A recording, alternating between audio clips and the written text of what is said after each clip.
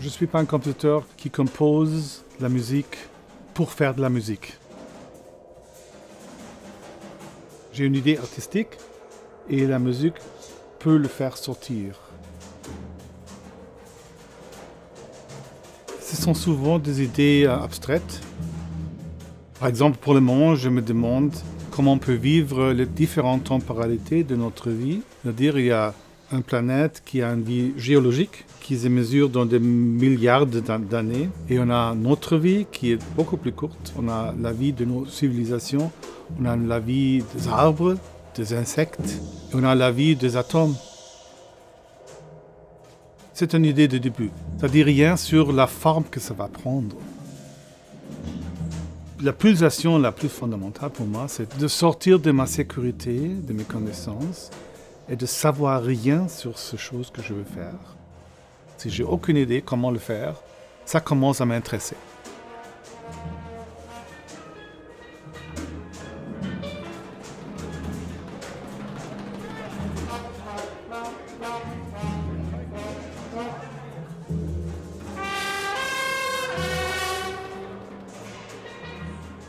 Je suis né à Bombay, la ville qui maintenant s'appelle Mumbai. Ma mère était allemande, mon père indien. À l'âge de 5, on a déménagé en Allemagne. Il y avait un piano dans notre maison toujours. À l'âge de 9 ans, j'avais déjà quelques leçons, mais ça ne m'a pas plu, les leçons de piano. J'avais l'idée un peu farfelue que le prof de piano est là pour m'aider à faire des compositions.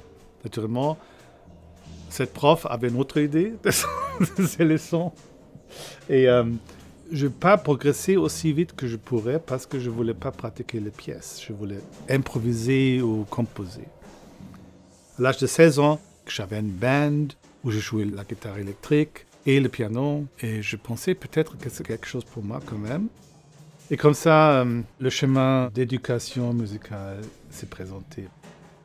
Je fais l'application de rentrer à Salzbourg.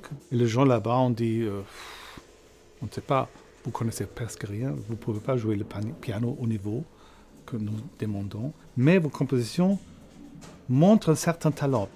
Vous avez un semestre pour faire toute la théorie et toute l'école d'écoute. Et si vous avez ça avec de bonnes notes, on vous prend dans le cursus normal.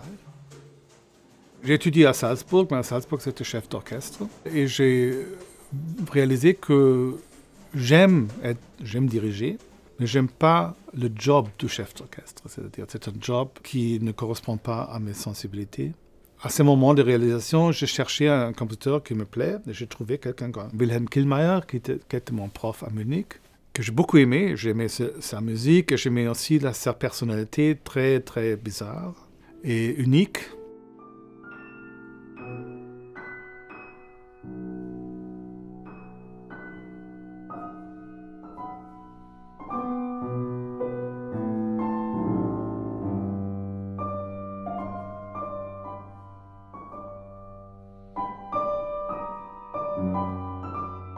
J'étais en retard sur le piano.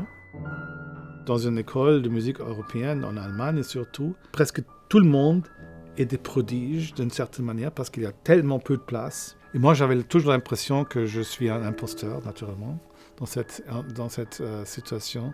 Et je voulais me prouver en faisant des compositions flûte traditionnelles. Traditionnelles dans le sens musique contemporaine, mais traditionnelles. C'est-à-dire la composition normal new music. Et c'était toujours un peu à la dérive de la tendance générale. C'est-à-dire, j'ai essayé d'être un compositeur très, très plat, très clairement compositeur, rien d'autre. Mais il m'arrivait toujours quelque chose dans la composition qui me menait ailleurs et qui est devenu quelque chose d'autre. J'étais ailleurs.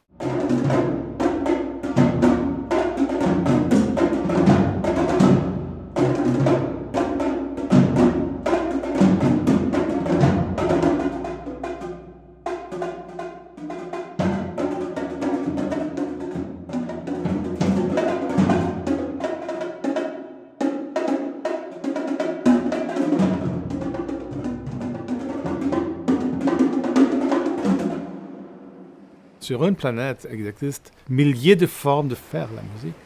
Juste un exemple, j'ai travaillé avec des musiciens indigènes d'une petite île en Pacifique.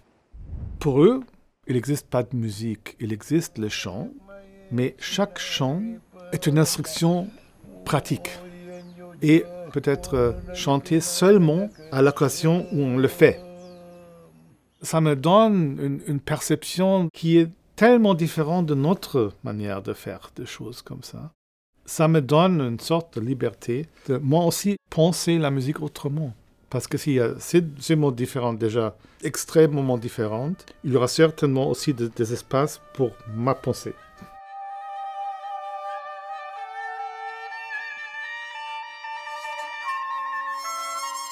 Je n'ai jamais cherché d'imiter ou de m'approprier d'une certaine musique précise. J'étais toujours intéressé par la manière de penser. Et si on pourrait changer un petit peu de cette manière de penser pour arriver à autre chose, mais qui sera toujours inspiré par au moins 2 musiques, peut-être 3 ou 4. Et je le fais toujours avec des musiciens de cette culture. Pour moi, c'est la musique trans-traditionnelle, parce que chaque tradition, c'est une manière de faire des choses. Il y a quelque chose dans chaque musicien qu'on peut faire contribuer à notre perception de la musique ou du monde.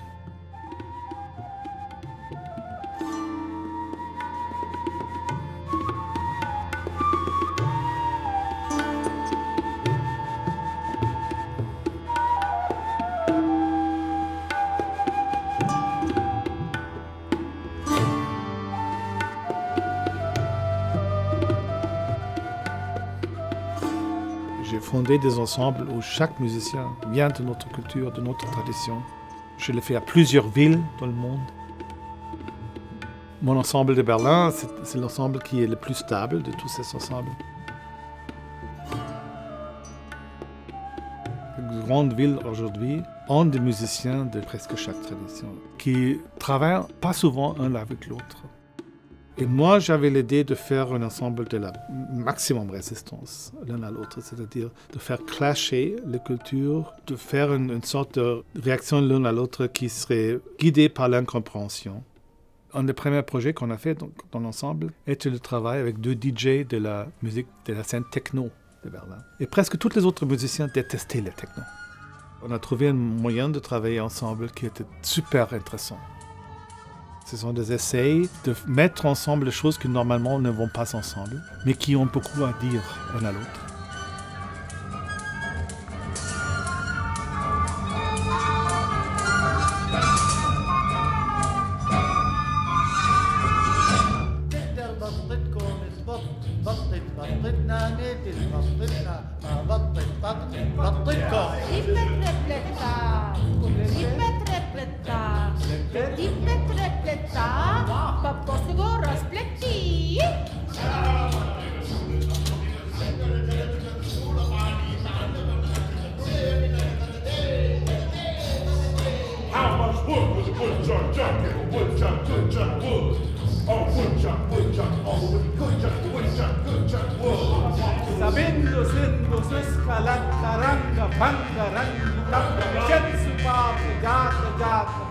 Toutes ces années de pratiquer un instrument, de se livrer sa vie à un instrument, ça donne une certaine sagesse à chaque musicien.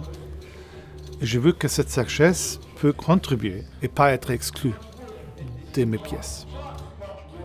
Pour moi, la composition, c'est une terminologie qui veut montrer que la musique n'est jamais entièrement composée et jamais entièrement improvisée. Il y a toujours une sorte de chant entre les deux. C'est une manière de penser, mais une composition, c'est aussi une technique de composer, de ne jamais penser comme une pièce seulement dans une direction, c'est-à-dire la direction soit improvisation ou composition. Ça peut être que le procédé même est composé, mais les résultats sont improvisés, ou certains musiciens ont des parties composées, des autres ont des parties improvisées.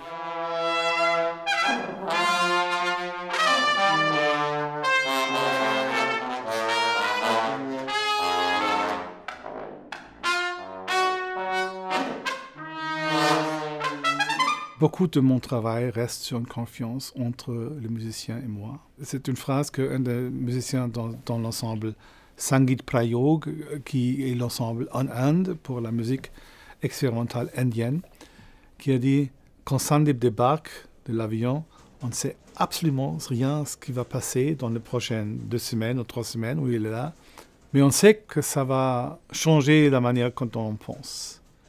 Lui, il avait l'idée que moi, j'ai déjà un plan dans ma tête quand j'arrive et je vais exécuter ces plans.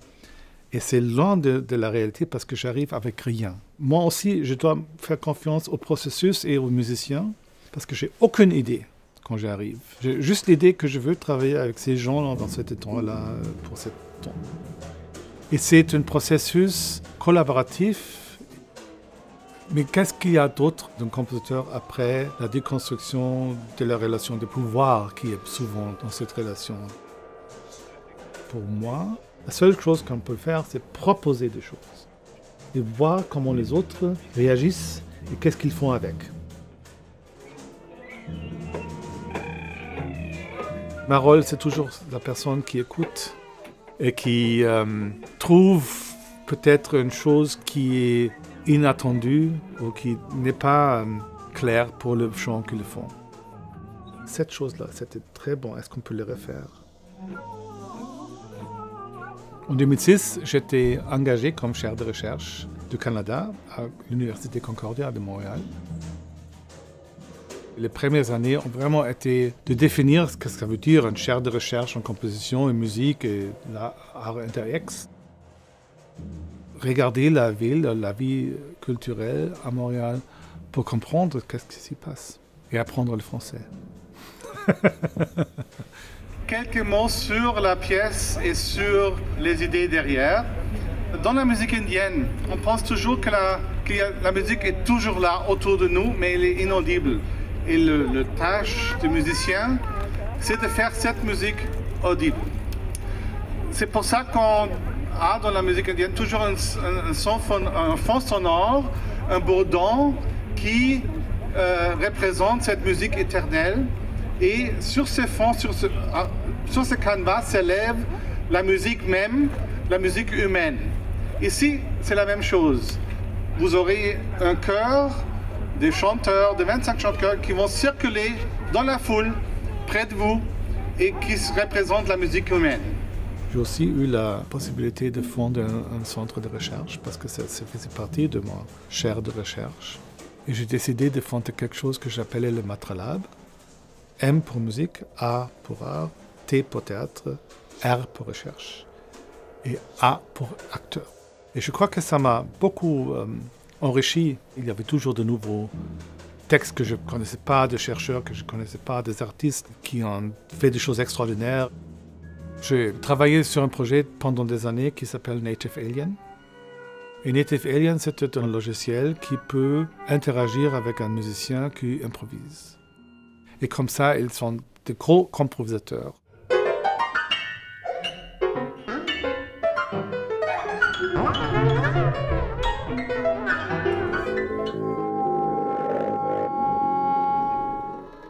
J'ai essayé plusieurs incarnations de ce logiciel avec plusieurs musiciens de traditions totalement différentes. Même on aurait pu prendre notre conversation et refaire une pièce de musique qui est une conversation, mais l'ordinateur aurait parlé dans une langue inconnue parce qu'il n'avait aucune conception de sémantique. J'ai utilisé dans une pièce dernièrement, la pièce Antikairos, où l'ordinateur a écouté les percussionnistes et a ajouté sa propre réaction. Kairos is in Greek the best moment, the moment of togetherness. It's very precious in nature and in life to have things that actually happen at the right moment. That's why the Greeks had this word for it. But in music we have it all the time now. So we lose the sense of its preciousness. Each of these musicians has a different metronome all the time and they're changing all the time.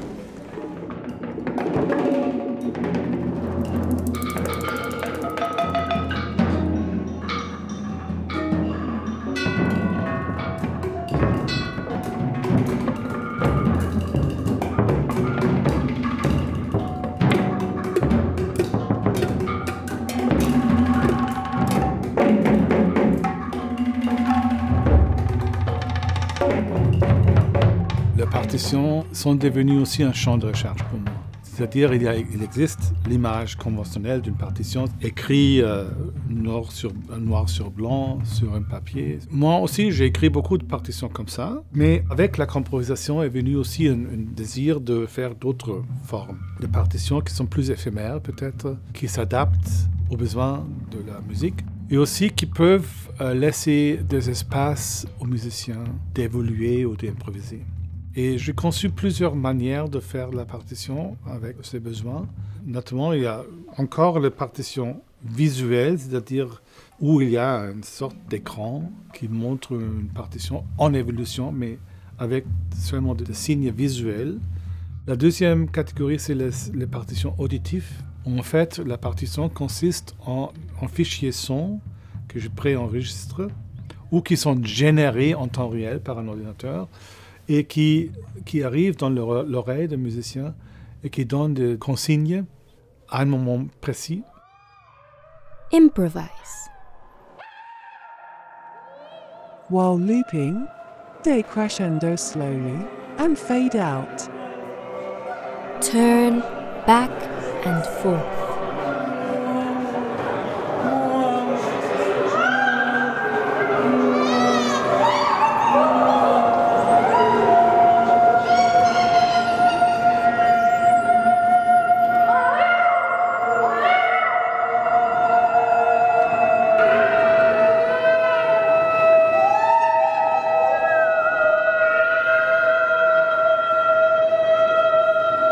Fade out. La troisième manière, c'est la partition tactile. Et la partition tactile, ça peut être quelque chose qui agit sur le corps. Je fais un vêtement qui comprend des éléments vibratoires dispersés 66 sur le corps. Et on a fait des essais où ils sont dans deux parties d'un même bâtiment, ou dans deux parties d'un grand champ, où ils sont vraiment très loin un de l'autre. Et ils sont toujours en sync. Chaque pièce a sa propre manière d'utiliser ce dispositif.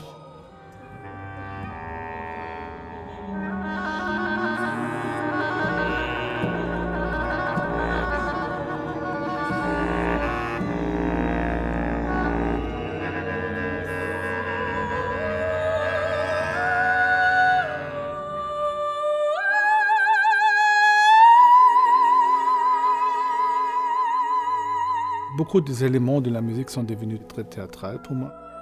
J'ai toujours pensé qu'un concert, c'est une pièce de théâtre. Sauf qu'on a figé beaucoup d'éléments, mais si on le défige, on peut faire une autre pièce de théâtre aussi musicale. Et même maintenant, si je conçois une pièce, je conçois toujours la salle, la situation de concert. Tout est à discuter.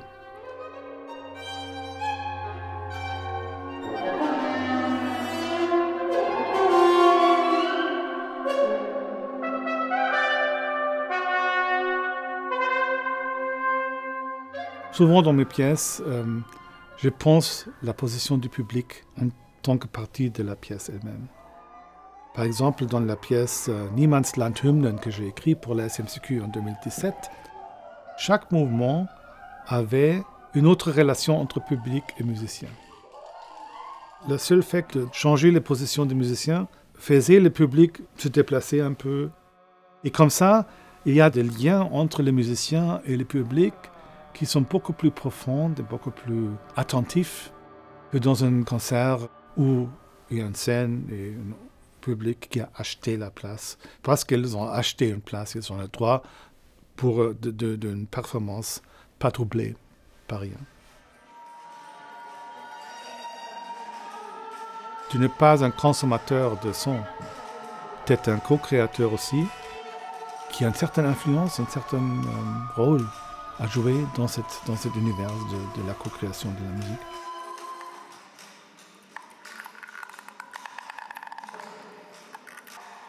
Le modèle courant où la musique est une chose qu'on peut compartimentaliser dans une chanson. Cette pensée de la musique est une situation temporaire, récente, étroitement liée au capitalisme. Mais la musique n'est pas en soi une chose qu'on peut packager. C'est-à-dire, ce n'est pas une chose fixe. Et je crois que c'est une bonne idée de le faire, c'est-à-dire c'est une belle possibilité. C'est comme la nourriture en canne. C'est une belle idée pour certaines situations et ça sauve la vie. Mais de cette solution spéciale de déduire que c'est la seule manière de faire la musique, je trouve que c'est vraiment une distorsion bizarre. Pour moi, c'est très important de travailler contre ça. Les documentations de mes œuvres sont des documentations, ce n'est pas l'œuvre. On ne participe pas à cette pièce quand on regarde les vidéos. Et pour les premières 20 ans de ma vie, comme compositeur, j'ai interdit tout enregistrement. J'étais plus radical à l'époque, mais je pensais que la seule manière de sauver la musique serait de le faire radicalement live, radicalement éphémère. La musique est là, en ce moment, pour ces gens-là.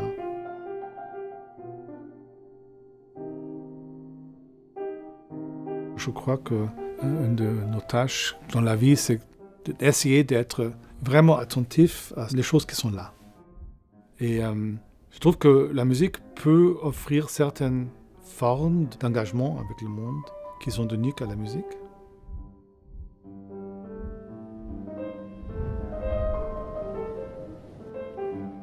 Il y a une petite histoire que j'ai lue. Un chercheur raconte cette histoire où, en suivant un troupeau des éléphants, il a regardé un peu la mer. Il a vu qu'il y avait des baleines, juste avant la falaise. Et à un moment donné, un éléphant est allé juste vraiment à la falaise. Il a fait des sons, les baleines ont fait des sons. Et c'était comme une conversation de quelques minutes. Et après, tout le monde s'arrêtait et tout le monde partait dans leur domaine. Et cette histoire, si elle est vraie, ça nous dit qu'on n'a aucune idée de la vie sonore même de notre planète. Qu'on n'a aucune idée de le tissu et de relations sonores entre les autres êtres qui nous entourent. La musique qu'on écoute souvent, c'est une musique assez nouvelle. Même si on compte toute la musique humaine, c'est 20 000 ans, peut-être. Ça n'est rien sur l'échelle de l'univers. C'est un petit clin d'œil. C'est quoi la musique de notre planète ou de notre univers? J'ai aucune réponse, mais c'est une question qui me motive à continuer à chercher.